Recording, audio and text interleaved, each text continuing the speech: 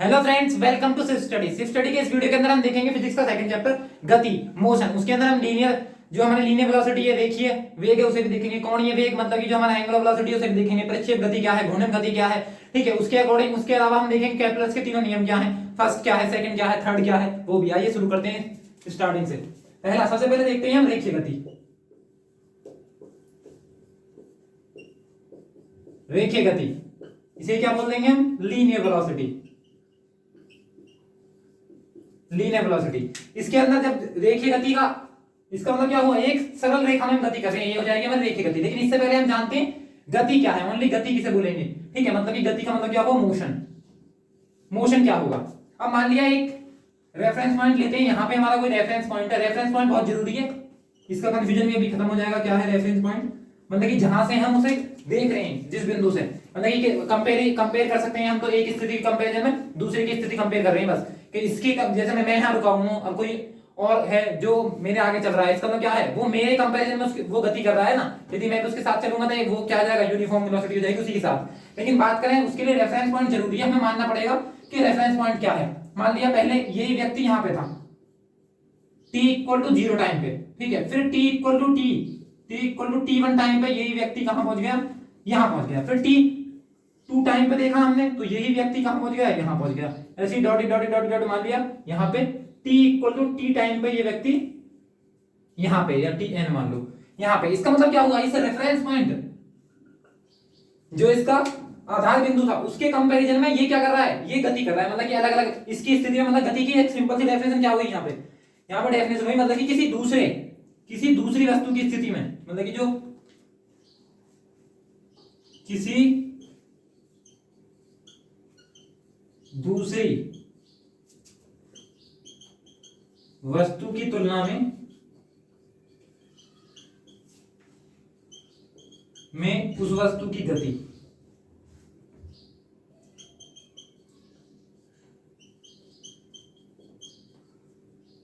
उस वस्तु की स्थिति में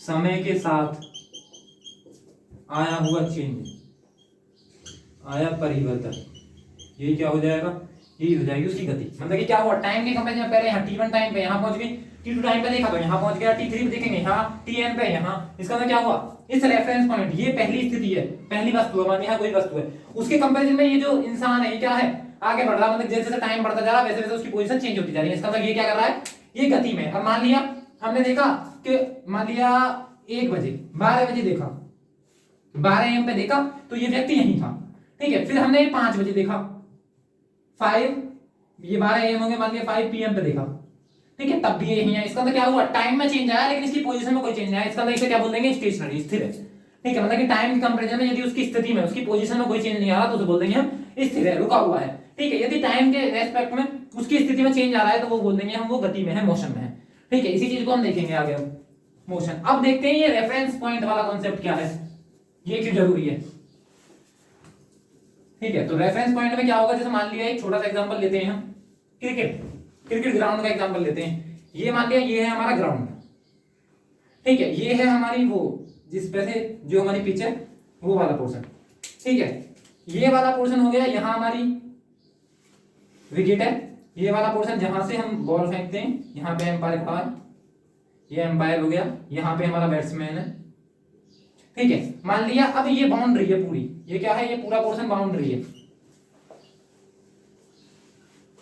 ठीक है, ये बाउंड्री है, ठीक है। बाकी का अब यदि बात करें हम, ये पोजीशन यहां से दी है, ये पोर्शन हो गया मान लिया किसके लिए, बॉलर के लिए, ये है बैट्समैन के लिए, ठीक है। अब यदि हमें रेफरेंस पॉइंट ना माने, यहाँ पे मानिए ये खेल रहा है रोहित शर्मा, ठीक है। तो क्या होगा, इसके अकॉर्डिंग यदि देखें तो ये वाला पोर्शन, अब यदि किसी ने इसने मान लिया उसने 4 मारा या 6 मारा, चौका या छक्का मारा, इसका मतलब क्या हुआ, ये पोर्शन कहां से मेजर करना वो हमें पता नहीं है। मान लिया यहाँ पे जो एम्पायर खड़ा है उसकी यहाँ से पोजीशन, मान लिया यहाँ मारा उसने शॉट, ये शॉट यहाँ था, तो यहाँ से अलग पोजीशन है। जब मैं इसके मिड से देखूंगा तो अलग पोजीशन है, और जब मैं यहाँ से काउंट करूंगा तब अलग पोजीशन है।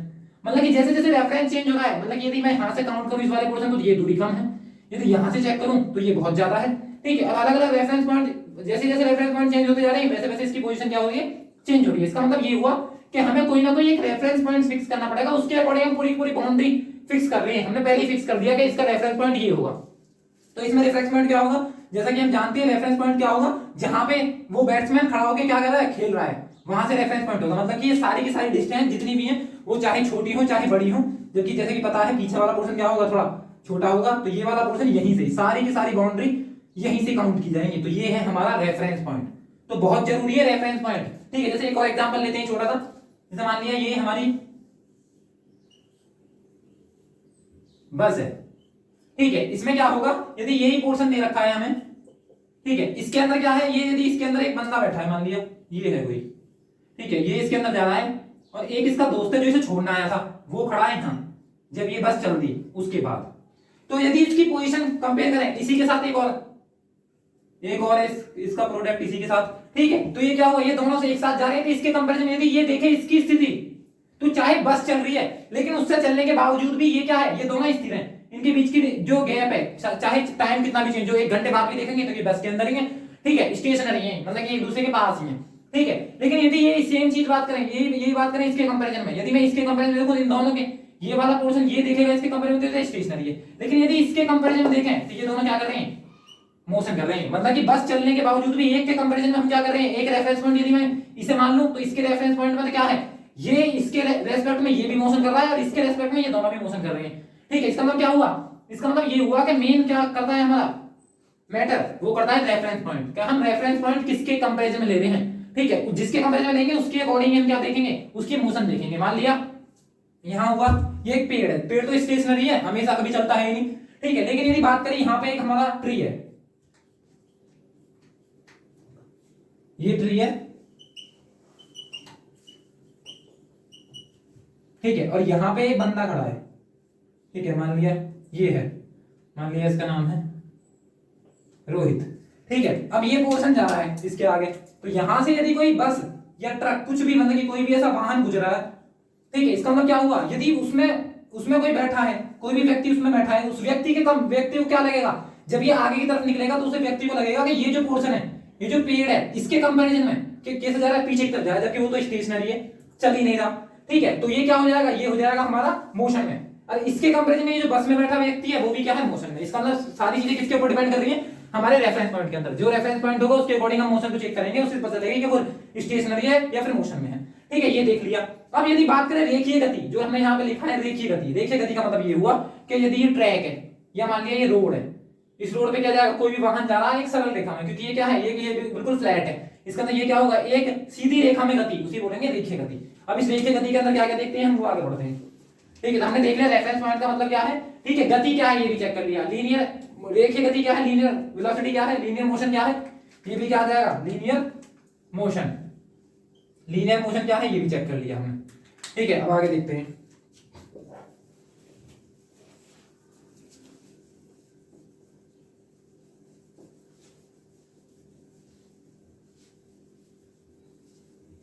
अब देखो गति के अंदर हम यूज क्या क्या करेंगे, कौन कौन सी टर्मिनोलॉजी यूज करेंगे। सबसे पहले आएगा हमारा गति में, मोशन में वेलोसिटी। तो वेलोसिटी, ठीक है, वेलोसिटी क्या है वो हम पिछले वाले लेक्चर में देख चुके हैं, लेकिन फिर भी एक बार फिर से देख लेते हैं। वेलोसिटी मतलब कि वेग, ये हो जाएगा वेलोसिटी,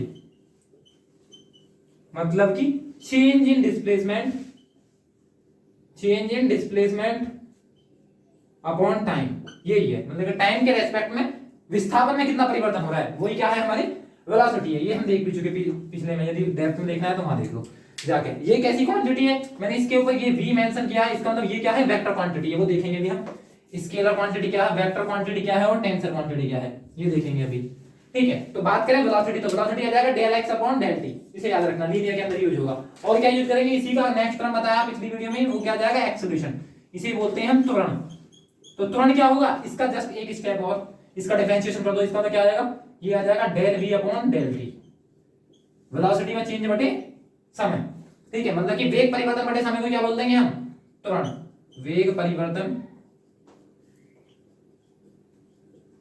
बटे समय, ये आ जाएगा। यदि यहां की बात करें तो ये विस्थापन में परिवर्तन, विस्थापन में परिवर्तन बटे समय क्या हो जाएगा, हमारा वेलोसिटी हो जाएगा।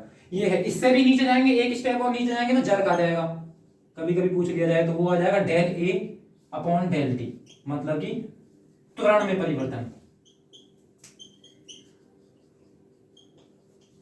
ये हो गया, ये बल वाले पोर्शन में ढंग से देखेंगे हम एक्सेलरेशन को।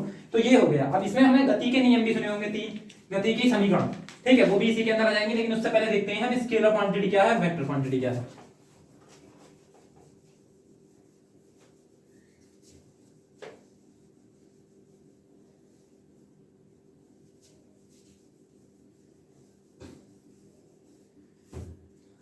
अब देखो बात करते हैं स्केलर क्वांटिटी, मतलब कि पहला आता है स्केलर, दूसरा आएगा हमारा वेक्टर, मतलब कि पहला आ जाएगा हमारा अदिश राशि, दूसरा आ जाएगा हमारा सदिश, सदिश राशियां, मतलब कि स्केलर क्वांटिटी और वेक्टर क्वांटिटी। स्केलर क्वांटिटी के अंदर क्या होगा, स्केलर क्वांटिटी ओनली वो है जिनके अंदर क्या होगा, मैग्नीट्यूड होगा, परिमाप होगा, लेकिन दिशा नहीं होगी। वेक्टर क्वांटिटी की बात करें तो वेक्टर क्वांटिटी वो है जिसमें दिशा भी होगी और परिमाण भी होगा। लेकिन इसके बाद ये एक और आएगा हमारा टेंसर, वो अलग है। टेंसर में देखेंगे तो टेंसर के अंदर मैग्नीट्यूड तो होगा ही होगा, प्लस कितनी होंगी, 2 प्लस क्या होंगी, डायरेक्शन होंगी, 2 से ज्यादा दिशाएं होंगी। तो ये आ जाएगा। इस पे अभी तक क्वेश्चन बना नहीं, लेकिन बन सकता है। स्केलर की बात करें अभी ना, समझते हैं स्केलर क्या है, वेक्टर क्या है, सिंपल भाषा में। मान लिया एक एग्जांपल लेते हैं, ये है मकान, ठीक है, घर है,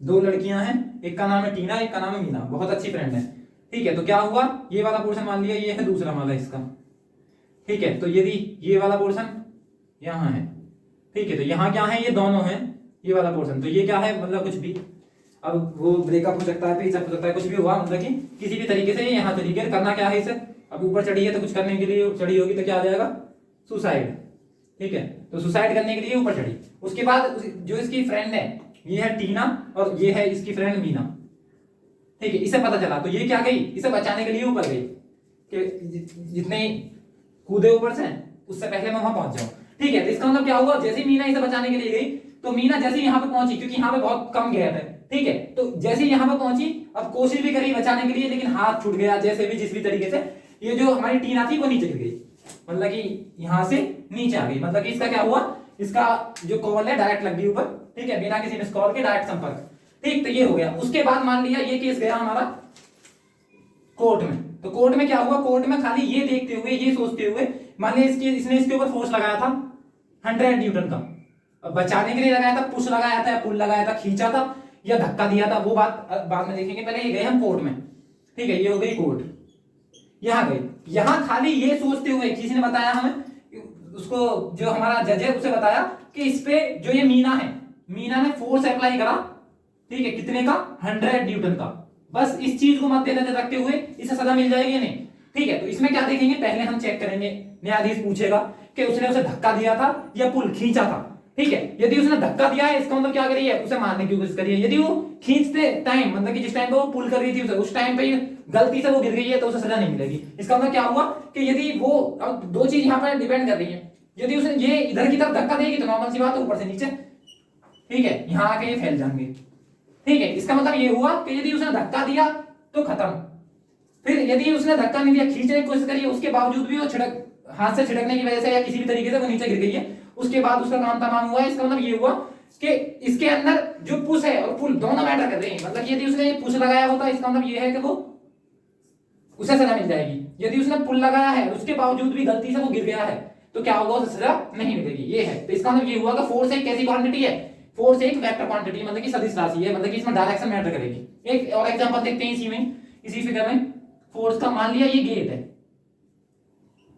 ठीक है, मान लिया यहाँ पे यही थी स्टार्टिंग में आते टाइम, या कोई और है, मान लिया इसे इसके अंदर जाना है, यहाँ है, ठीक है, ये यहाँ आया, आने के बाद इस गेट का क्या है, ये गेट अंदर की तरफ खुलेगा, मतलब कि अंदर की तरफ खुलेगा, लेकिन एक क्या आया, आने के बाद ये बंद था, बंद होने के बाद इसे खोलने का प्रयास करा बाहर की तरफ, ठीक है, चाहे वो 100 न्यूटन लगाए, 500 न्यूटन लगाए, वो इससे बड़ा कोई लोड नहीं है, अंदर की तरफ खींचेगा, बाहर की तरफ खींचेगा, मतलब यदि वो अंदर की तरफ खुलने वाला, बाहर की तरफ कितना भी लोड लगा दो न्यूटन में, 10 100 न्यूटन 500 न्यूटन, वो खुलेगा ही नहीं, ठीक है, क्योंकि हमें पता है कि गेट किसकी तरफ खुलता है, अंदर की तरफ खुलता है। तो मुझे क्या लगाना पड़ेगा, जो फोर्स है वो इनवर्ट लगाना पड़ेगा, तब ये क्या होगा, ये गेट खुलेगा। इसका मतलब यहाँ पे भी हमें पता चली कि फोर्स किस पर डिपेंड कर रहा है, फोर्स एक वेक्टर क्वांटिटी है, सदिश राशि है, जिसके लिए हमें मैग्नीट्यूड तो चाहिए, फोर्स तो लगाना पड़ेगा ही।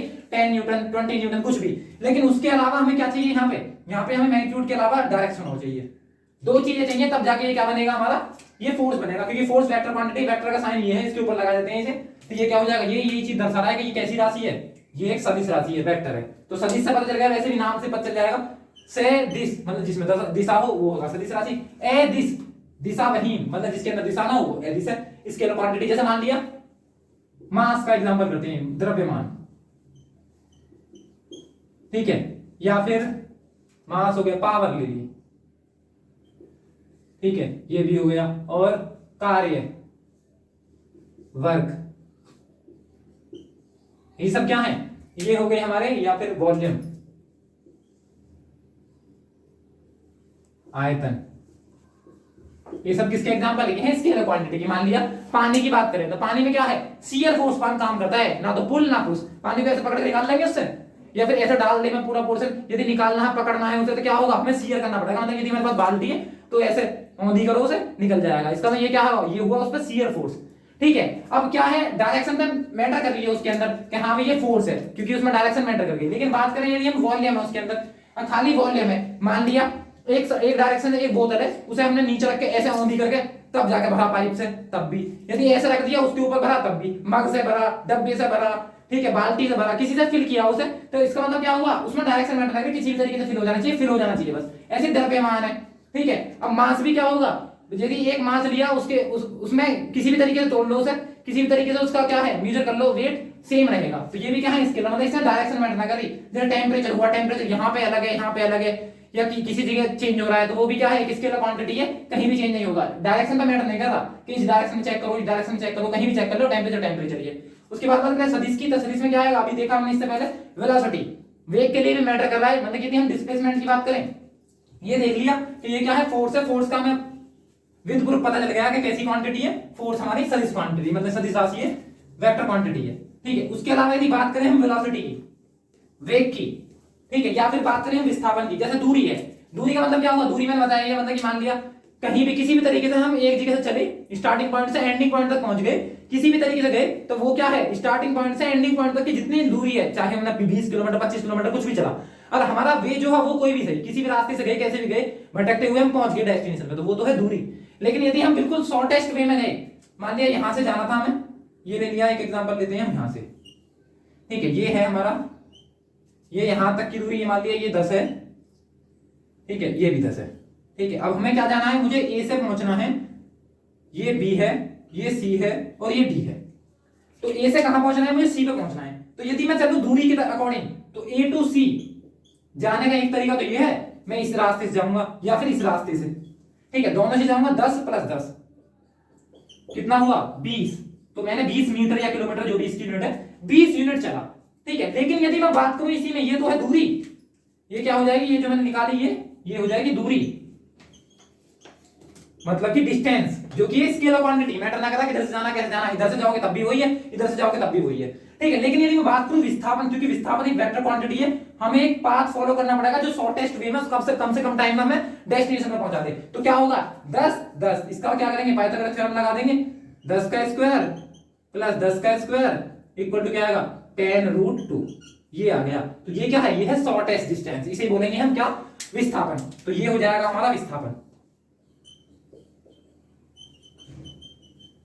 मतलब कि डिस्प्लेसमेंट, इसके ऊपर वेक्टर होगा। अब डिस्प्लेसमेंट क्या है, कभी भी दूरी चली गई दूरी कभी भी जीरो नहीं हो सकती, ठीक है, ना नेगेटिव हो सकती, लेकिन हमारा जो विस्थापन है वो नेगेटिव भी हो सकता है, पॉजिटिव भी, मतलब यदि बात करें विस्थापन की, तो ये क्या होगा, ये जीरो भी हो सकता है, पॉजिटिव भी हो सकता है, और यहां तक कि नेगेटिव भी हो सकता है, लेकिन दूरी कभी भी ये हमेशा क्या होगी, ग्रेटर देन होगी, मतलब कि क्या होगी, हमेशा पॉजिटिव होगी, धनात्मक राशि होगी, कुछ ना कुछ तो उसने चला ही होगा। लेकिन देखिए जैसे बात करें हम, मान लिया ये गोल चक्कर है, ठीक है, बोलते हैं ना पृथ्वी गोल है, जहां चलोगे वहीं आ जाओगे, इसका मतलब क्या हुआ, यहां से चलना स्टार्ट करा, ये पॉइंट है, हमने क्या किया, ये पूरा का पूरा घूमने के बाद दोबारा से हम इसी ए पॉइंट पर आ गए, तो मतलब कि कहां से कहां चले, ए टू ए मूव किए। यदि बात करूं यहां पे दूरी की, डिस्टेंस की, तो डिस्टेंस कितनी चलती है हमें, जो इसकी परिधि होगी, और परिधि कितनी होती है हमारी 2πr, यदि इसकी जो रेडियस है वो r है तब, ठीक है, तो 2πr तो चलिए हमने दूरी, डिस्टेंस, ठीक है। लेकिन यदि बात करें डिस्प्लेसमेंट की, जिस पॉइंट से चले, क्योंकि ये क्या है, ये स्टार्टिंग पॉइंट,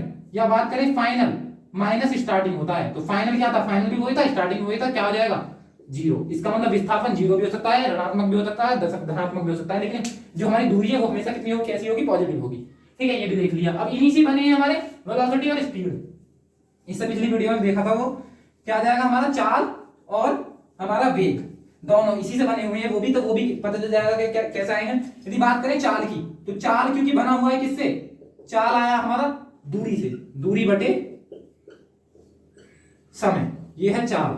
ठीक है, तो चाल जब दूरी हमारी क्या है, दूरी हमारी स्केलर क्वांटिटी या अदिश राशि है, तो चाल भी कैसी हो जाएगी, स्केलर क्वांटिटी, मतलब कि ये भी हो जाएगी हमारी अदिश राशि। इसमें भी खाली हमें क्या चाहिए, इसके अंदर भी हमें मैग्नीट्यूड चाहिए। लेकिन यदि बात करें हम वेग की, तो वेग होगा हमारा विस्थापन बटे समय, विस्थापन बटे समय। विस्थापन क्या होगा, डी डैश, इसका मतलब क्या होगा, वेग इक्वल टू होगा विस्थापन बटे समय। विस्थापन एक वेक्टर क्वांटिटी है, इसका मतलब विस्थापन वेक्टर क्वांटिटी है, तो ये भी क्या होगा, ये भी होगी एक सदिश राशि, वेक्टर क्वांटिटी, सदिश राशि। ठीक है, अब इसी से बना हमारा त्वरण, एक्सेलरेशन, एक्सेलरेशन, ये क्या हो जाएगा, चेंज इन वेलोसिटी पर यूनिट टाइम। इसका मतलब ये भी वेग से मिलकर बना हुआ है, इसका मतलब ये भी कैसी होगी, कैसी क्वांटिटी होगी, सदिश राशि। ठीक है, अब इसी से मिलकर बना हुआ है हमारा फोर्स, हमने देखा था फादर इक्वल टू मास। तो फादर इक्वल टू मास का मतलब क्या होगा, ए आ गया यहाँ पे, एक तो स्केलर है, स्केलर प्रोडक्ट क्या होगा, स्केलर का वेक्टर के साथ प्रोडक्ट क्या होगा, स्केलर। इसका मतलब ये भी क्या है, फोर्स भी क्या है, सदिश राशि। हमने देख भी लिया कैसे है सदिश राशि, वेक्टर क्वांटिटी है, फोर्स भी। इसका मतलब हमने वेक्टर क्वांटिटी में क्या देख लिया, इसी के अकॉर्डिंग पूरा का पूरा पोर्शन जब हम उसमें आएंगे, क्या कहते हैं, गति के नियम, तो उसमें सेकंड जो लॉ है उसके अंदर देख लेंगे हम कि फोर्स इक्वल टू मास भी होता है, एमए भी होता है, और force equal to change in momentum per unit time, मतलब कि संवेग परिवर्तन की दर बटे समय को बोला है, ये सेकंड लॉ है न्यूटन का, वो न्यूटन की गति के नियम में देख लेंगे। ठीक है, लेकिन यहाँ पे हमने देख लिया कि फोर्स भी क्या है, वेक्टर क्वांटिटी। तो यहाँ पे देखा हमने, वहां पे इंपल्स आएगा और हमारा मोमेंटम आएगा, मतलब कि संवेग आएगा, संवेग इक्वल टू द्रव्यमान गुणा वेग, वो भी एक वेक्टर क्वांटिटी है। आवेग की बात करें, फोर्स इनटू टाइम, ये भी क्या है, एक वेक्टर क्वांटिटी है। बल की बात करें, जो हमारा फोर्स है, m इंटू ए, ये भी एक वेक्टर क्वांटिटी। वेलोसिटी की बात करें, वेक्टर क्वांटिटी। डिस्प्लेसमेंट की बात करें तो वेक्टर क्वांटिटी, और यदि बात करें हम एक्सेलरेशन की, त्वरण की, तो वो भी एक वेक्टर क्वांटिटी है। बाकी जो भी बचा स्केलर क्वांटिटी। ठीक है, फिर बात करते हैं टेंशन की। तो टेंशन में भी कुछ एग्जांपल हैं ऐसे, जैसे कि मान लिया एक लेते हैं स्ट्रेस, स्ट्रेन, जहां पर डायरेक्शन क्या होंगी, डायरेक्शन दो से ज्यादा होंगी, मैग्नीट्यूड तो हो गई होगा, तो उसे क्या बोल देंगे हम, उसे बोल देंगे हम टेंशन। ठीक है, इसका सबसे अच्छा एग्जांपल है स्ट्रेस, स्ट्रेस प्रतिबल, प्रतिबल मतलब कि बल बटे क्षेत्रफल, बल बटे क्षेत्रफल। यूनिट वाले पोर्शन में कराया था, प्रेशर जैसे ही होता है। प्रेशर का मतलब क्या है, ये डिफरेंस कैसे है, प्रेशर और इसमें क्या डिफरेंस है, प्रेशर इसमें जो दाब है हमारा, दाब, इससे कैसे डिफरेंशिएट करेंगे हम, दाब। बात करें हम प्रेशर की, तो प्रेशर क्या था, प्रेशर था perpendicular force, external applied force, external applied force per unit area, वो भी कैसा, परपेंडिकुलर। ये है इंटरनल रेजिस्टिंग फोर्स, मतलब कि इंटरनल रेजिस्टिंग, आंतरिक प्रतिरोधक बल, इसे समझते हैं अब। मान लिया ये एक स्प्रिंग है, ठीक है, इस पर फोर्स लग रहा है, मान लिया ये F। ठीक है, अब क्या है, इसे डिफॉर्म करने की, क्योंकि डिफॉर्म करने की, इसमें विरूपण आने की कोशिश होगी, लेकिन इसे रोकने की भी कोशिश कर रहा होगा कोई, जो ये अंदर से इंटरनल रेजिस्टिंग फोर्स लग रहा है, मान लिया इसके अंदर भी एक फोर्स लग रहा है। ठीक है, जो इसे क्या कर रहा है, वो प्रयास कर रहा है कि ये ऐसा ही रहे, ठीक है, अपनी तरफ खींचने की कोशिश कर रहा है, लेकिन उसके बावजूद भी यदि हमारा फोर्स ज्यादा होगा तो फैल जाएगा, यदि हमारा फोर्स कम होगा तो वैसे ही रहेगा। इसका मतलब मान लिया दीवार है, दीवार हमारी स्टार्टिंग में बनी, मान लिया एक छोटा सा एग्जांपल लेते हैं, मान लिया ये वॉल है, अभी क्या हुई है, अभी ये वॉल, अभी बस हमने इस पे क्या कर दिया, ईंट जो ब्रिक्स है वो लगा दी है, बस ऐसी रख दी, बनाई नहीं है। इसका मतलब ये क्या हुआ, इसका मतलब ये हुआ जैसे मैं इस पर हाथ मारूंगा या मान लिया थोड़ा सा और फोर्स लगा दिया तो ये ईंट गिर जाएगी। ठीक है, गिर जाएगी, इसका मतलब ये हुआ कि ईंटों के बीच जो रेजिस्टिंग फोर्स है, उनका जो आंतरिक प्रतिरोधक बल है वो कम है, हमारा एक्सटर्नल फोर्स ज्यादा है, इस वजह से वो गिर जा रही है। लेकिन अब मैं क्या करूं, इसमें प्लास्टर करा दूं, तो प्लास्टर के बाद क्या होगा, हम लगाते देंगे फोर्स, लेकिन ये गिरेगी नहीं। ठीक है, इसका मतलब क्या हुआ, प्लास्टर करा दिया या इस पूरा पोर्शन को ढक दिया किसी भी तरीके से प्लास्टर करवाने के बाद, इसका मतलब क्या हुआ, अब इसका इंटरनल रेजिस्टिंग फोर्स क्या है ज्यादा। अभी दीवार वॉल बनाई है हमने, वॉल बनाने के बाद तुरंत उसमें सिर भी मार देंगे ना तो तब भी गिर जाएगी, लेकिन यदि बाद में बन जाने के बाद उसमें सिर मार दो तो सिर का क्या हाल होगा वो तुम जानते हो। ठीक है, इसका मतलब क्या हुआ कि ये हुआ कि जब उसका इंटरनल रेजिस्टिंग फोर्स कम था, जिस टाइम पे वो बनकर तैयार हुई है, लेकिन बनकर तैयार हो जाने के बाद इंटरनल रेजिस्टिंग फोर्स तो हो गया ज्यादा और हमारा एक्सटर्नल फोर्स है कम, इस वजह से वो गिर ना रही। इसका मतलब क्या हुआ, उसके अंदर जो लग रहा है वो है आंतरिक प्रतिरोधक बल, जो किसके अंदर काउंट होगा, स्ट्रेस के अंदर। ठीक है। और यदि बात करें जो बाहरी लगा रहे हैं, बाहर से लगा रहे हैं, वो किसके अंदर आएगा, वो आएगा हमारे दाब के अंदर। अलग से भी हम इस चैप्टर को कवर करेंगे, दाब, ठीक है। तो प्रेशर, तो दोनों की यूनिट क्या होगी, इसकी क्या है न्यूटन, इसकी मीटर स्क्वायर, तो न्यूटन इनटू मीटर स्क्वायर, या इसकी बात करें तो इसकी यूनिट क्या होगी न्यूटन पर मीटर स्क्वायर, और इस न्यूटन पर मीटर स्क्वायर को क्या बताया मैंने, एक पास्कल बोलते हैं, पास्कल, एक बार इक्वल टू 10⁵ पास्कल, ठीक है। वो वाला पोर्शन इसी के अंदर आ जाएगा। तो ये हो गए दाब, स्ट्रेस, ठीक है, ये भी कवर हो गया। उसके बाद देखते हैं हमें ये भी पता चल गया कि स्केलर क्वांटिटी क्या है, वेक्टर क्वांटिटी क्या है, ठीक है। फिर अगले टॉपिक पे चलते हैं, हमारा वो हो जाएगा गति की समीकरण। तो गति की पहले देखिए, गति की समीकरण देखते हैं, फिर उसके बाद उसी के साथ कंपेयर करेंगे जितने भी रेखीय चीजें हैं, और फिर उसी के साथ कोणीय, तो साथ के साथ लेके चलते हैं। पहले रेखीय गति की बात करते हैं। रेखीय गति अभी हमने देख ली, क्या है हमारी, ये हो गया इधर, ये है रेखीय गति, लीनियर वेलोसिटी, ये है लीनियर मोशन, रेखीय गति, ये है एंगुलर मोशन, कोणीय गति, एंगुलर कोणीय मोशन, ठीक है। इन दोनों में कंपेयर करते हैं। पहले सबसे पहले क्या देखा हमने देखा डिस्प्लेसमेंट, विस्थापन। तो विस्थापन क्या था, डिस्प्लेसमेंट, विस्थापन, यहां पे विस्थापन मान लिया x है, यहां पे क्या होगा, यहां पे वही हो जाएगा कोणीय विस्थापन, क्योंकि एक सर्कुलर पाथ पे चल रहा है ये वाला पोर्शन, ये गति यहां से लेके यहां तक जो गति करी, तो ये जो एंगल बना ये हमारा कोणीय विस्थापन, ठीक है। और ये रेखीय था, सीधे एक लाइन में यहां से लेके यहां तक का क्या हो जाएगा हमारा विस्थापन, final point minus initial point. कोणीय की बात करें तो कोणीय वेग, कोणीय सबसे पहले क्या आएगा, कोणीय विस्थापन। तो कोणीय विस्थापन की बात करें डिनोट किससे करेंगे, थीटा से, ठीक है। तो ये हो जाएगा कोणीय विस्थापन, बिल्कुल सेम इसी से कंपेयर करके चलेंगे ताकि याद ना करना पड़े कोणीय वाला। उसके बाद करें, यहां बात करिए हमने रेखीय वेग, लीनियर वेलोसिटी, तो v इक्वल टू था हमारा x/t, यहां पे ये था, तो यहां पे क्या हो जाएगा, यहां पे आ जाएगा ओमेगा, ओमेगा को बोलेंगे हम कोणीय वेग, कोणीय वेग, इनके बीच रिलेशन भी होगा, वो भी बताऊंगा अभी, ठीक है। तो क्या आएगा, कोणीय वेग, कोणीय वेग का मतलब ये होगा कोणीय विस्थापन बटे समय, यहां था विस्थापन बटे समय, यहां आ जाएगा कोणीय विस्थापन बटे समय, तो क्या हो जाएगा हमारा θ/t, कोणीय विस्थापन देख लिया। उसके बाद हमने देखा यहां रेखीय त्वरण, तो यहां क्या आ जाएगा त्वरण, एक्सेलरेशन, त्वरण, तो ये आ जाएगा चेंज इन वेलोसिटी पर यूनिट टाइम, ये है वेग परिवर्तन की दर बटे समय। ऐसे यहां पे आएगा, यहां पे आएगा अल्फा, इसे बोलते हैं कोणीय त्वरण, कोणीय त्वरण, इसका मतलब होगा चेंज इन एंगुलर वेलोसिटी बटे चेंज इन टाइम, मतलब कि कोणीय त्वरण की, कोणीय त्वरण में परिवर्तन बटे समय, ये हो जाएगा कोणीय त्वरण हमारा, ठीक है। तो ये क्या है, ये है हमारा कोणीय वेग, इसमें जो परिवर्तन आया समय के रेस्पेक्ट में वो क्या आ जाएगा हमारा कोणीय त्वरण। उसके बाद तीसरी बात करते हैं तो फोर्स पढ़ा हमने, तो फोर्स इसके केस में हमने देखा फादर इक्वल टू मां, ma, सिंपल सा ये था। बात करें संवेग की, तो संवेग वैसे आगे भी देखेंगे, लेकिन यहां भी देख लो p इक्वल टू होगा द्रव्यमान इक्वल टू द्रव्यमान मल्टीप्लाई बाय वेलोसिटी, मतलब कि मास इनटू वेलोसिटी, द्रव्यमान गुणा वेग को बोलते हैं। ये है मेरा संवेग, संवेग या फिर इसे बोल देंगे हम मोमेंटम, मोमेंटम, ठीक है, ये आ जाएगा। अब यही सेम चीज है ना कोणीय में चेंज करनी है, तो जब F की बात करते हैं यहां बन जाएगा टाउ, इसे बोलेंगे हमारा एंगुलर फोर्स, ठीक है, या टॉर्क बोल देते हैं। और जो मास है वो चेंज हो जाएगा मोमेंट ऑफ इनर्शिया, बाद में देखेंगे इसे क्या है। A की बात करें तो ये आ जाएगा हमारा अल्फा देख चुके पीछे, तो ये हो जाएगा इसमें कन्वर्ट। उसके बाद बात करें मोमेंटम की, तो यहां आ जाएगा J, और जहां पे M आया, M के स्थान पे क्या आ रहा है मोमेंट ऑफ इनर्शिया, जो हमारा जड़त्व, ठीक है। जड़त्व का मतलब क्या होगा, I इक्वल टू होता है mr², मास इनटू जो उसके बीच की डिस्टेंस है उसका स्क्वायर, तो इसकी यूनिट क्या हो जाएगी मास की केजी, और जो ये है दूरी उसकी क्या हो जाएगी मीटर स्क्वायर, तो ये इसका मात्रक हो जाएगा, ठीक है। बात करें J इक्वल टू क्या आ जाएगा हमारा I इनटू अल्फा, तो I वाला portion J equal to M के स्थान पे I आ जाएगा, और इसके स्थान पे V वेलोसिटी, यहां रेखीय वेलोसिटी, और इधर क्या है कोणीय वेलोसिटी, कोणीय वेलोसिटी है ओमेगा, तो J इक्वल टू आ जाएगा I इनटू ओमेगा, ये है हमारा कोणीय त्वरण, कोणीय त्वरण। अब इसकी रेखीय इक्वेशन भी सुनी होगी और एंगुलर इक्वेशन भी जितनी भी है हमारी, तो मतलब कि कोणीय समीकरण जितनी भी है और रेखीय समीकरण, उनमें रिलेशन देखते हैं सेम, ये चीज, एक तरफ एंगुलर एक तरफ रेखीय, ठीक है, दोनों बिल्कुल सेम कंपैरिजन करके चलेंगे, ठीक है। जब एक होगा सबसे पहले आएगी हमारी किस के बीच, डिस्प्लेसमेंट और टाइम के बीच रिलेशन, तो तीन इक्वेशन है, तीनों की तीनों, एक nth टाइम की, चार इक्वेशन होगी, चारों की चारों इसके साथ कंपेयर करते हैं। पहले उससे पहले जान लेते हैं कि प्रथम जिस वेग से स्टार्ट, एक समान वेग से चल रही है, इसका मतलब स्टार्टिंग वेग जो प्रारंभिक वेग है, कोणीय के केस में देखें तो प्रारंभिक वेग क्या होगा, प्रारंभिक वेग जिससे वो चली ही स्टार्टिंग में, तो वो हो जाएगा u। अंतिम वेग की बात करें तो वो आ जाएगा हमारा v, बस इतना याद रखो। इसकी प्रारंभिक एंगुलर वेग की बात करें तो वो हो जाएगा प्रारंभिक ओमेगा नॉट और अंतिम क्या हो जाएगा, वो हो जाएगा ओमेगा। यहाँ बात करें तो यहाँ त्वरण क्या हो जाएगा, त्वरण रेखीय त्वरण वो है अल्फा, और यहाँ की बात करें तो वो हो जाएगा एल, यहाँ ए है और यहाँ अल्फा। ठीक है, उसके अलावा किस चीज का यूज होगा, हमारा डिस्प्लेसमेंट। तो डिस्प्लेसमेंट यहाँ की बात करें तो यहाँ डिस्प्लेसमेंट विस्थापन कितना है, विस्थापन या दूरी जो भी विस्थापन, यहाँ होगा हमारा मान लिया एस, और यहाँ होगा विस्थापन कोणीय विस्थापन,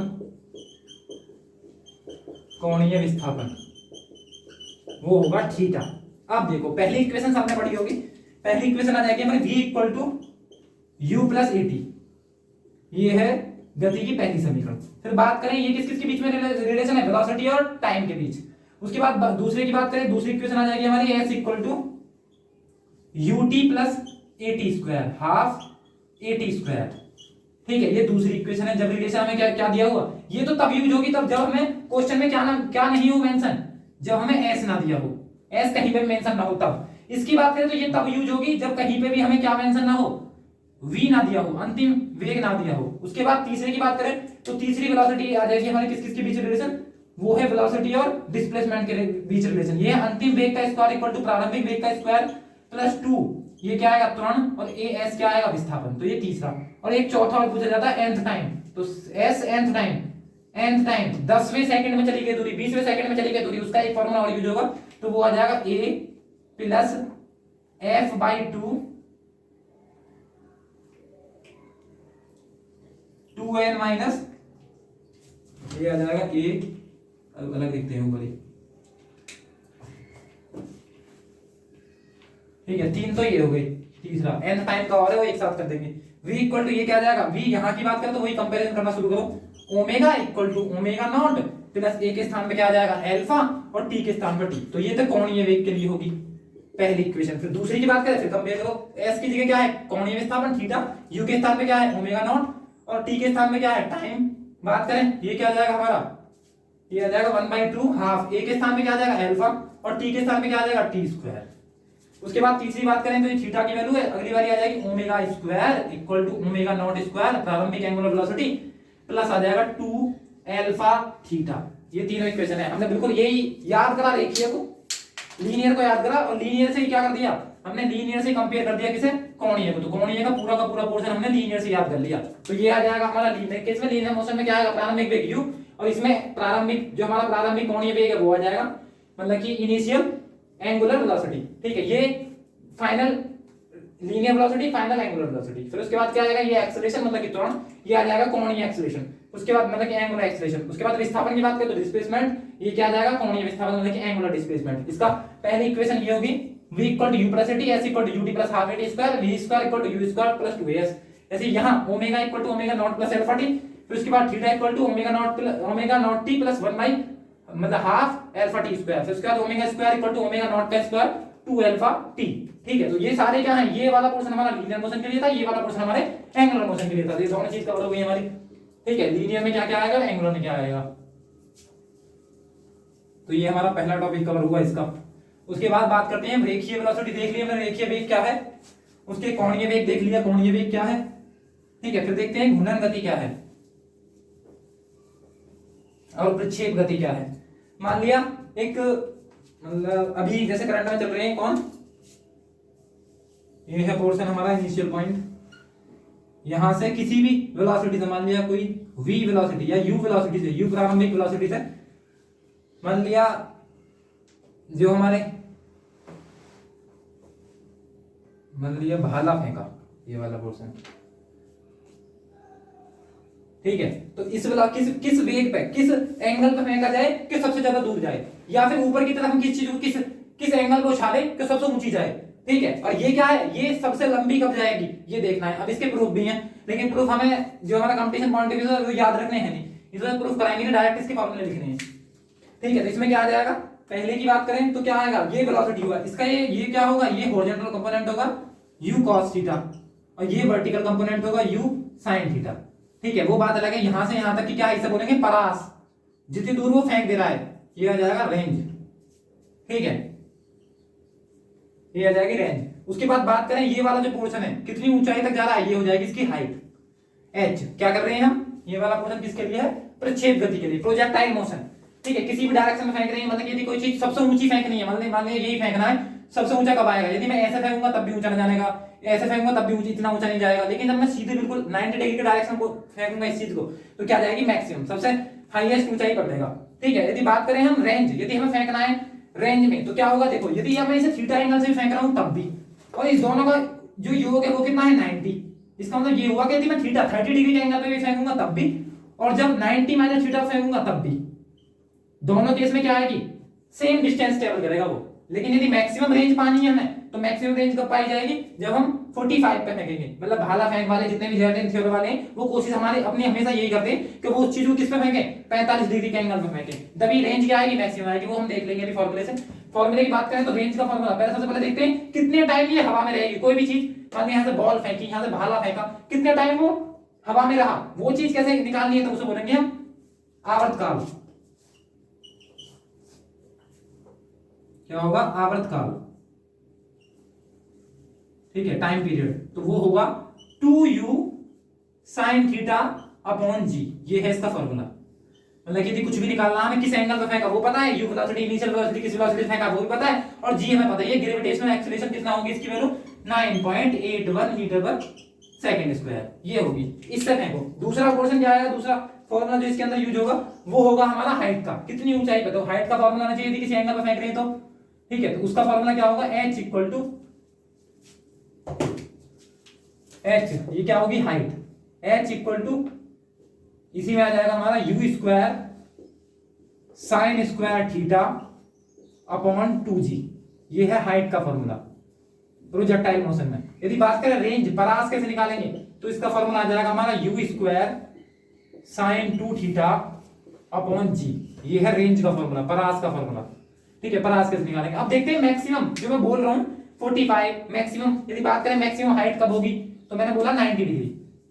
ठीक है, थीटा इक्वल टू कितना होना चाहिए, 90 डिग्री। जब 90 डिग्री पर सीधा फेंकेंगे ऊपर की तरफ, तब ये मैक्सिमम हाइट कवर अप करेगा। तो इसका मतलब क्या होगा, थीटा इक्वल टू 90 डिग्री, जैसे मैं इसमें पुट करूंगा तो h मैक्स कितना आ जाएगा, h मैक्स, मैक्सिमम हाइट वो आ जाएगी सीधा सीधा हमारा u स्क्वायर अपॉन 2g, ये है मैक्सिमम हाइट का फॉर्मूला। ठीक है, क्योंकि कब जाएगी सबसे ऊंची, सबसे ऊंचाई कब कवर करेगी, जब थीटा इक्वल टू 90 होगा। लेकिन यदि यहां की बात करूं तो क्या बताया, theta equal to maximum range कब होगी, रेंज मैक्सिमम कब होगी, तो रेंज की बात करें तो रेंज कब हो जाएगी, जब थीटा की वैल्यू कितनी होनी चाहिए, थीटा की वैल्यू पुट कर देंगे 45। जैसे ही 45 पुट करूंगा तो साइन की वैल्यू, साइन 90 की वैल्यू क्या होगी, जैसे कि हमने देखा इधर, तो साइन 90 की वैल्यू इधर भी 1 पुट करी, जब तो u स्क्वायर अपॉन 2g है मैक्सिमम हाइट। ऐसे यदि यहां पर थीटा की वैल्यू 45 रखूंगा तभी तो साइन 90 होगा, साइन 90 की वैल्यू कितनी होगी 1, तो इसका मतलब मैक्सिमम रेंज कब आएगी, मैक्सिमम रेंज का फॉर्मूला हो जाएगा हमारा u स्क्वायर अपॉन g। ठीक है, अब इसमें बहुत सारे क्वेश्चन वैसे थ्योरेटिकल भी बनेंगे। मान लिया एक ही चीज, ये एक तो ये फेंका, और इसके अलावा एक जो मोर पंख होते हैं वो तो बहुत हल्का होता है, वो दोनों एक साथ छत से फेंके, लेकिन यदि एयर का कोई फ्रैक्शन ना, मतलब कि एयर का कोई इंपैक्ट ना है, तो वो एक ही टाइम पे, मान लिया बहुत हैवी चीज फेंकी, ठीक है, एक मान लिया एस्ट्रॉइड डाला और उसी टाइम पे हमने एक मारकर छोड़ा, तो दोनों एक ही समय पे पहुंचेंगे यदि एयर का कोई इंपैक्ट ना है। ठीक है, तो ये क्वेश्चन भी पूछा जाता है। ठीक है, क्योंकि ग्रेविटी एक समान वेग से, समान बल से अपनी तरफ खींच रही है उसे। ठीक है, तो वो भी आ जाएगा। या मान लिया हम ऐसे खड़े हैं, खड़े होने के बाद मैं क्षेत्र की तरफ फेंक रहा हूं एक, अरे एक बंदा मेरे बराबर में खड़ा है, वो क्या कर रहा है, वो सीधे सीधे सीधे एक मारकर छोड़ दे रहा है, जबकि मैं कैसे फेंक रहा हूं, इस तरीके से फेंक रहा हूं, उसके बावजूद भी वो डिस्टेंस अलग अलग ट्रेवल करेंगे। मतलब ये वाला पोर्शन जब ऐसा फेंक रहा है तो ज्यादा ट्रेवल करेगा, एक ने ऐसे ही छोड़ दिया छत से, इसका मतलब क्या होगा, वो कम ट्रेवल करेगा, लेकिन वो बिल्कुल ठीक टाइम पर, जिस टाइम पर पहली वाली पहुंची उसी टाइम पे पहुंचेंगे। डिस्टेंस डिफरेंट डिफरेंट ट्रेवल करेंगे लेकिन सेम टाइम में पहुंचेंगे नीचे। तो ये भी क्या है, ये सब हम प्रोजेक्टाइल मोशन में देखेंगे। बंदूक की गोले, मतलब कि जो हमारी तोप है, तोप के गोले किस तरीके, किस एंगल में फेंके जाएंगे सबसे ज्यादा डिस्टेंस ट्रेवल करें। ठीक है, भाला फेंक वाला, भाला किस एंगल में फेंके सबसे ऊंचा, या ऊंची कूद वाला पोर्शन, जो ऊंची कूद कूदने वाला जुगाड़ है, यदि उसमें ऊंची कूद भी देखें तो ऊंची कूदने में सब, यदि उसे सबसे ऊंचा कूदना है तो क्या आएगा, ऊपर की तरफ ऊंचा कूदना है खड़े खड़े, तो क्या होगा, सबसे ऊंचा कब होगा, जब वो 90 डिग्री पे होगा। यदि ऊपर की तरफ कुछ फेंकना है, मान लिया बॉल उछालनी है, तो सबसे ऊंची कब जाएगी, जब हम उसे 90 डिग्री पे उछालेंगे। यदि बॉल फेंकनी है तो सबसे लंबी कब जाएगी, जब हम 45 पे उछालेंगे। तो वही क्या है, ये फॉर्मूले हैं, डायरेक्ट यूज करने के लिए आ जाता है। अब इस समय ये पता चला कि मैक्सिमम रेंज और मैक्सिमम हाइट, उन दोनों के बीच का रिलेशन क्या है, वो दिखाई दे रहा है यहां से। तो मैक्सिमम यदि बात करें हम, मैक्सिमम रेंज आर मैक्स और एच मैक्स, इन दोनों का रिलेशन क्या है। आर मैक्स है हमारा U square upon 2g, R max U square upon G, और ये हो जाएगा यू स्क्वायर अपॉन 2g। तो यू स्क्वायर से यू स्क्वायर, जी से जी खत्म, ये 2 ऊपर जाएगा, इसका मतलब क्या होगा, जो हमारा आर है, जो परास है, आर मैक्स दुगना होगा किसके कंपैरिजन में, एच मैक्स के। तो ये भी एक रिलेशन आ गया इन्हीं के बीच में। तो ये भी कहां पढ़ना है, प्रोजेक्टाइल मोशन के अंदर, ये इससे बाहर कुछ नहीं जाएगा प्रोजेक्टाइल मोशन में, ये पूरा पूरा पोर्शन। अरे एक चीज और याद रखनी है, तो ये जो पोर्शन है ये कैसा बन रहा है, ये बन रहा है प्रोजेक्ट, जो इसका मोशन है पूरा का पूरा, मतलब कि जो गति है, जो ये ग्राफ बना रहा है पूरा कैसा, परवलयकार। ठीक है, कैसा है, परवलयकार। तो क्या होगा, यदि बात करें पाथ की, तो पाथ कैसा होगा इसका, तो किसी भी प्रोजेक्टाइल मोशन का पाथ जो होगा वो होगा परवलयकार। परवलयकार का मतलब क्या हुआ, परवलय का मतलब ये हुआ, एक तरफ तो चर की पावर क्या होगी 1 और दूसरी तरफ चर की पावर क्या होगी 2 होगी, ये याद रखना है बस। ठीक है, क्योंकि हमने परवलय का फॉर्मूला पढ़ा होगा 12th वगैरह में, तो y इक्वल टू क्या होता है, y इक्वल टू होता है 4ax। इसका मतलब भी तो ये हुआ कि इधर चर की वैल्यू जो वेरिएबल है वो उसकी पावर 1 है, और यहाँ y स्क्वायर, तो यहाँ क्या है, चर की वैल्यू 2 है। जहां भी हमें ऐसी इक्वेशन दिखेगी जहां पे चर की वैल्यू जो वेरिएबल है उसकी पावर एक तरफ तो 2 है, एक तरफ 1 है, वो कैसी इक्वेशन होगी, परवलय। तो जब भी बोलते हैं प्रोजेक्टाइल मोशन क्या होगा, प्रोजेक्ट का पथ, मतलब कि जो हमने प्रक्षेप किया है, प्रक्षेप का पथ, प्रोजेक्टाइल जो पाथ है वो हमारा कैसा होगा, पाथ जो होता है हमेशा इसका परवलयकार, परवलयकार होगा हमेशा। ठीक है, तो ये भी याद रखना है, ये भी क्वेश्चन पूछा हुआ है। उसके बाद बात करते हैं हम क्रांतिक वेग क्या है। क्रांतिक वेग, पलायन वेग और एस्केप वेलोसिटी, मतलब कि ऑर्बिटल वेलोसिटी, मतलब कि एस्केप वेलोसिटी, पलायन। पहले देखते हैं सबसे पहले पलायन वेग। पलायन वेग मतलब कि एस्केप वेलोसिटी।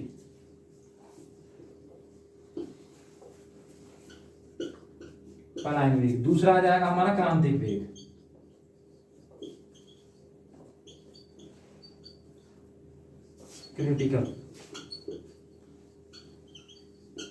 Critical velocity. तीसरा आ जाएगा पलायन वेग, क्रांतिक वेग, और फिर आ जाएगा कक्षीय वेग।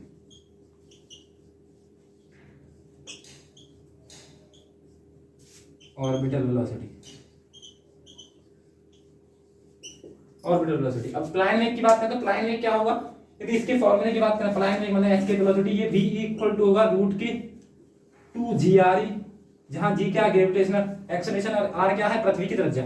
या तो इसे रख लो, या फिर हम जानते हैं कि g इक्वल टू क्या, चलो बाद में देखते हैं, इसका दूसरा रिलेशन आ जाएगा हमारा gme अपॉन re। ये भी इसका मतलब भी यही है। ठीक है, दोनों फॉर्मूले सेम ही है। यदि बात करें ये जो हमारा कक्षीय वेग है वो क्या होगा, कक्षीय वेग मतलब कि जो हमारा ऑर्बिटल वेलोसिटी है ये क्या होगा, ये होगा, यदि ve और vo के बीच रिलेशन की बात करें तो ये आएगा √2, ये आ जाएगा 2g, यहाँ भी आएगा 2, तो इसका मतलब 2 रूट, इसी के अंदर आ जाएगा हमारा vo, इन दोनों के बीच ये है एस्केप वेलोसिटी ऑर्बिटल वेलोसिटी के बीच का रिलेशन। ये भी बहुत बार पूछा गया है, मतलब कि ये क्या है, पलायन वेग, ये क्या है हमारा कक्षीय वेग, इन दोनों के बीच का रिलेशन आया कैसे, क्योंकि हमें पता है कक्षीय वेग का फॉर्मूला क्या होगा। कक्षीय वेग की बात करें, vo की बात करें तो vo की वैल्यू होगी gre या फिर रूट gme अपॉन re, जहां g क्या है, g हमारे क्या है, जो ग्रेविटेशनल कांस्टेंट है, और me क्या है, मास ऑफ अर्थ, और re क्या है हमारा अर्थ, जो कि हमारे ग्रेविटेशनल फोर्स वाला जो पोर्शन पढ़ेंगे, ग्रेविटेशनल पूरा जो गुरुत्वाकर्षण का जो पूरा का पूरा चैप्टर है उसके अंदर हम सारी चीज कवर कर देंगे, आए कहां से। ठीक है, अभी सिंपल सिंपल याद रखना है कि जो हमारा कक्षीय वेग है, जो हमारा पलायन वेग है, वो क्या होगा, √2 की वैल्यू कितनी होगी 1.414, ये भी लिखा जाता है कभी कभी, इतना गुना ज्यादा होगी किससे, ऑर्बिटल वेलोसिटी से। फिर बात करें क्रांतिक की, तो ये वही वाला पोर्शन है। पलायन वेग की बात करते हैं, कितना होना चाहिए पलायन वेग, 11.2 किलोमीटर पर सेकंड। ठीक है, यदि इस वेलोसिटी से किसी चीज को फेंका जाता है अंतरिक्ष में तो वो कभी वापस नहीं आएगी अंतरिक्ष, मतलब अर्थ पे, पृथ्वी पे, तो यही होना चाहिए इतना। तो ये जो पॉइंट है इसके इससे ज्यादा ही होना चाहिए, तो ये जो पॉइंट है ये क्या है, ये है क्रिटिकल वेग। ठीक है, इससे ऊपर ऊपर होना चाहिए, जब भी जो वस्तु फेंकी गई है वो कभी नीचे नहीं आएगी। और कक्षीय वेग क्या होगा, इससे कम होगा इस कंपैरिजन में। तो क्या हो जाएगा, ये है पलायन वेग और ये है हमारा कक्षीय वेग। तो पलायन वेग क्या है, कक्षीय वेग क्या है, ये आए कहां से वो देखेंगे हम बाद में, लेकिन अभी इसमें ये क्लियर है कि पलायन वेग क्या है, क्रिटिकल क्या है। पलायन वेग की वैल्यू याद रखनी है, बहुत बार पूछी गई, 11.2 किलोमीटर पर सेकंड। इस वेलोसिटी से फेंका जाएगा किसी चीज को, जैसे कि हम जो हमारी पुराणों में कथा है उनमें सुनते हैं कि हाथी को फेंका गया था अंतरिक्ष में। ठीक है, वो अभी तक कभी वापस ना, इसका मतलब ये हुआ होगा कि उस टाइम में जो उनका वेलोसिटी है, जिस फोर्स से वो फेंकी गई होंगी, उस टाइम पे इतना फोर्स लगाया गया होगा कि उनकी जो वेलोसिटी है 11.2 किलोमीटर पर सेकंड से ज्यादा ही रही होगी, तभी वो आज तक नीचे नहीं आए। ठीक है, वैसे मैंने देखा नहीं, मुझे बताना, लेकिन फिर भी सुना है ऐसा। ठीक है, तो ये क्या हो गया, पलायन वेग हो गया, एस्केप वेलोसिटी हो गई, और हमारी क्रिटिकल वेलोसिटी हो गई, और हमारी ऑर्बिटल वेलोसिटी। ये हो गया। उसके बाद बात करें हमारे क्या क्या हो गया इसमें, रेखीय गति कर ली, कोणीय गति हो गया, प्रक्षेप गति हो गई, क्रांतिक वेग हो गया, पलायन वेग हो गया, कक्षीय वेग हो गया। ठीक है, अब बात करते हैं हम भूस्थितिक उपग्रह, जियो स्टेशनरी सैटेलाइट। तो इसके कॉन्टेक्स्ट में बस एक चीज याद रखनी है कि ये हमेशा कितने होंगे, ये हम पृथ्वी से लगभग 36,000 किलोमीटर की ऊंचाई पर स्थापित किए जाते हैं सारे सैटेलाइट। ठीक है, बात करें ग्रहों की गति का नियम, तो ग्रहों की गति का नियम किसने दिया, केपलर ने। तो ये बहुत इंपॉर्टेंट है, ये समझना है। ठीक है, तो इसने कितने दिए, 3 लॉ दिए मेनली। ठीक है, सबसे पहले इसने बताया पहला लॉ यही है, पहला लॉ है इनका केपलर की गति का प्रथम नियम कि जो हमारे सन है, सन के चारों तरफ, ये मान लिया सन है, सन के तरफ जो जितने भी हमारे ग्रह हैं वो उसके चारों तरफ एक जो हमारा इलिप्टिकल पाथ, मतलब कि दीर्घ वृत्ताकार कक्षाओं में। फर्स्ट लॉ क्या है, जो ये हैं जो जितने भी हमारे ग्रह हैं वो सन के चारों तरफ किस कैसी कक्षाओं में, इलिप्टिकल पाथ में रोटेट होंगे, मतलब कि दीर्घ वृत्ताकार कक्षाओं में। दीर्घ वृत्ताकार कक्षा है हमारा ऑर्बिट है, इसमें क्या होंगे, इसके चारों तरफ चक्कर लगाएंगे, तो उसे क्या बोलेंगे, दीर्घ वृत्ताकार, मतलब कि इलिप्टिकल पाथ। ठीक है, एक तो ये बोला, पहला लॉ तो यही था। दूसरा क्या था, यदि कभी किसी भी स्थिति में मान लिया यहाँ पे ये दो पोजीशन है किसकी, अर्थ की, तो क्योंकि यहाँ पे ये सन पास है, ये इसका फोकी है, जहां पे सन होगा ये है फोकी। उसके बाद बात करें ये वाला पोर्शन, यहाँ भी अर्थ है यहाँ भी अर्थ है, तो इसके बीच स्वेप्ट एरिया कितना हो जाएगा, स्वेप्ट एरिया हो जाएगा हमारा ये। तो एक एरिया तो ये हो गया, मान लिया ये, मान लिया हमने A1, एक पोजीशन तो अर्थ की है। दूसरी पोजीशन मान लिया इस तरफ कम है, क्योंकि इस तरफ क्या है, इस तरफ एरिया तो ज्यादा है, ऐसे एरिया तो ज्यादा है लेकिन लेंथ कम है, लेकिन इस तरफ क्या है, इस तरफ लेंथ ज्यादा है, वैसे एरिया कम है। तो मान लिया ये अर्थ की दूसरी पोजीशन है, ये 1 मंथ का पीरियड है, मान लिया 1 मंथ के बीच देख रहे हैं हम, 1 मंथ। ठीक है, ये भी मान लिया, ये भी पोजीशन यहां से यहां तक की पोजीशन क्या है, 1 मंथ का मोशन है। ठीक है, अब देखो 1 मंथ इधर देख रहे हैं, 1 मंथ इधर देख रहे हैं, तो ये एरिया क्या आया, ये एरिया हमें दिखाई दे रहा, ये वाला पोर्शन, ये है A2, ये A1। मतलब कि पहला नियम तो हमने देख लिया कि क्या होंगे, सारे के सारे ग्रह सन के चारों तरफ किस दीर्घ वृत्ताकार पथ में घूमेंगे, इलिप्टिकल पाथ पे क्या होंगे, रोटेट होंगे।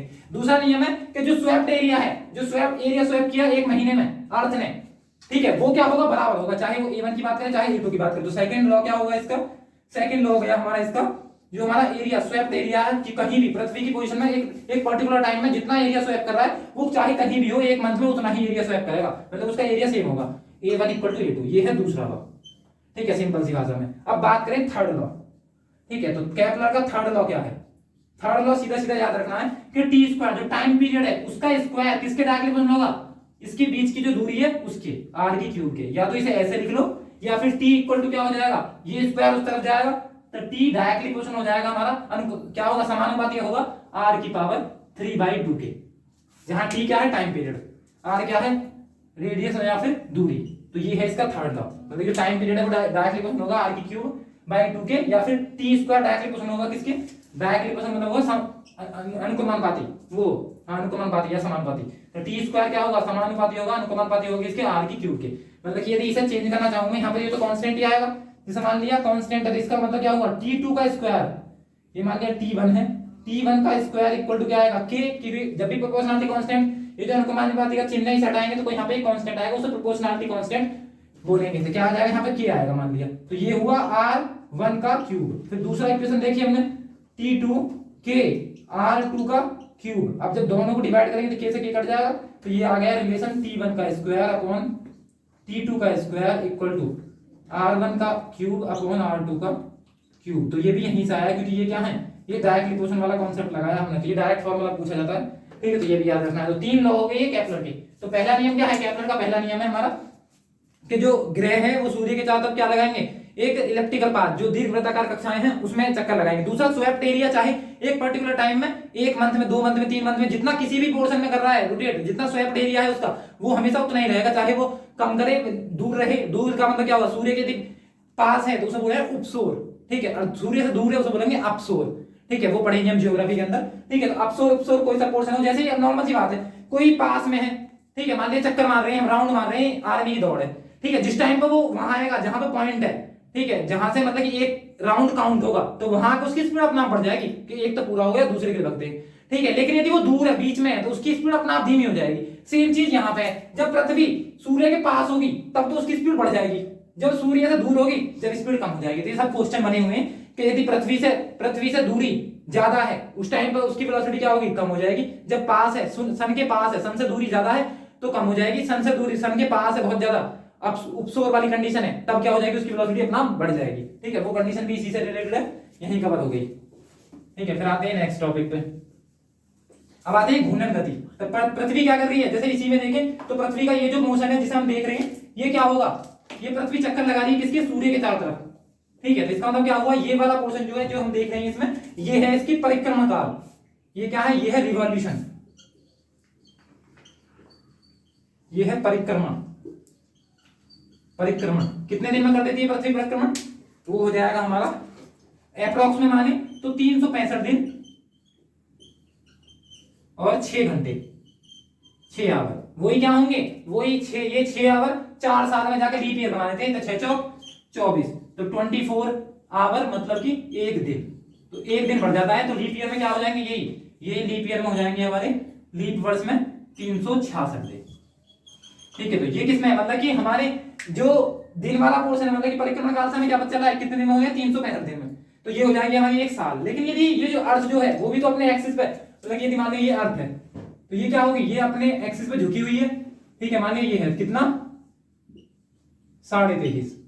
ठीक है, यदि बात करें मंगल की 2 ही जगह है, इसकी वजह से क्या होगा, अपने अक्ष पे झुकी है, इस वजह से वहां पे क्या होगा, वायुमंडल एटमॉस्फेयर पाया जाएगा। जैसे कि हम बात करते हैं किसकी, मार्स की, मंगल की, तो मंगल भी कितना झुका हुआ अपने अक्ष पे 25 डिग्री, तभी हम क्या पता करते हैं कि वहां पे भी जीवन का अस्तित्व हो सकता है। ये 23 डिग्री झुका हुआ, इससे क्या होगा, इसी के कारण, झुके हुए कारण के क्या होता है यहाँ पर ऋतु परिवर्तन, ऋतु परिवर्तन। तो ये जो अपने अक्ष पे घूम रहा है, ये जो रोटेशन है अर्थ का अपने अक्ष के थ्रू, तो ये आ जाएगा हमारा रोटेशन। रोटेशन मतलब कि घूर्णन, मतलब अपने अक्ष के परिधि घूमना पृथ्वी का, वो कहलाएगा घूर्णन। और जो सूर्य के चारों तरफ घूम रही है अर्थ, उसे बोलेंगे परिक्रमण। ठीक है, रिवॉल्यूशन और रोटेशन, ये हो गया हमारा घूर्णन गति। इसके कुछ एग्जांपल देखते हैं। एग्जांपल क्या क्या हो जाएंगे इसके एग्जांपल के अंदर देखें तो पहला आएगा पृथ्वी का अपने अक्ष पर घूमना, ये देख लिया हमने। उसके बाद लट्टू का नाचना, ठीक है, वो भी वही है, लट्टू भी क्या वो घूमेगा अपने इस पे। ठीक है, फिर बात करें पंखे के ब्लेडों की गति, तो वो भी क्या है, वो भी क्या हो रहा है, रोटेशन, मतलब क्योंकि एक एक्सिस मान लीजिए ये है, इसके चारों तरफ ये वाला पोर्शन ऐसे घूम रहा है, तो इसका मतलब क्या होगा, ये जो एक्सिस है ये तो फिक्स है, उसके ऊपर ये घूमना स्टार्ट कर रहा है, इसका मतलब क्या होगा, ये भी क्या है, रोटेशन, क्योंकि अपने एक ही एक्सिस के प्रति क्या कर रहा है, घूम रहा है। लेकिन यही चीज ऐसे घूमती तो ये क्या हो जाएगा, ये वाला पोर्शन हो जाएगा हमारा परिक्रमण काल, मतलब कि रिवॉल्यूशन। फिर उसके बाद बात करें, हमने घूर्णन गति देख ली, उसके बाद देखते हैं हम प्रक्षेप गति के कुछ उदाहरण। ठीक है, तो प्रक्षेप गति क्या है, जैसे तोप से फेंका हो, तोप से छूटा हुआ गोला, किसका एग्जांपल है, प्रक्षेप गति का। फिर ईंधन का समाप्त हो जाने के बाद किसकी, रॉकेट की गति, ये भी ऐसी होगी। मान लिया रॉकेट ऐसे जा रहा था, ठीक है, फिर ईंधन खराब हो गया, मतलब खत्म हो गया पूरी तरीके से, तो क्या कैसे गिरेगा, इस तरीके से, इसका क्या हुआ, यही हुई प्रक्षेप गति। ठीक है, उसके बाद करें हवाई जहाज से गिरे गए बम की गति, वो भी तो ऐसे छोड़ा है। मान लिया ऐसा हो सकता है कि ये पोजीशन है, मान लिया यहां से खड़े होकर गिर रहे हैं, तब भी तो ऐसे ही आएगा। यदि मैं इस चीज को ऐसे ही फेंकता तब भी ऐसे आता, तो दोनों क्या है, ये वाला पोर्शन भी क्या है, ये हाइट होगी इसकी, और ये वाली क्या हो जाएगी, ये पास हो जाएगी, इसका मतलब रेंज हो जाएगी। इसका मतलब किसकी, हवाई जहाज से गिराए गए बम की गति भी क्या होगी, प्रक्षेप गति, प्रोजेक्टाइल मोशन। छत पर खड़े होकर क्षैतिज दिशा में फेंकी गई गेंद, ये तो देख ही लिया हमने, ये भी क्या होगी, ये भी हो जाएगा हमारा प्रोजेक्टाइल मोशन, मतलब प्रक्षेप गति। फिर दूसरा, बल्ले द्वारा टकराई गई गेंद की गति। मान लिया ये वाला पोर्शन हमारा क्या है, ये बैट है, ठीक है, इससे खेल रहे हैं, यदि मान लिया तो यहाँ पे आके बॉल लगेगी, और जैसे ही बॉल लगेगी, बॉल कैसे जाएगी, ऐसे, या फिर पोर्शन ऐसे, तो ये क्या है, ये सब क्या है, किसके एग्जांपल है, ये सब प्रक्षेप गति के एग्जांपल है।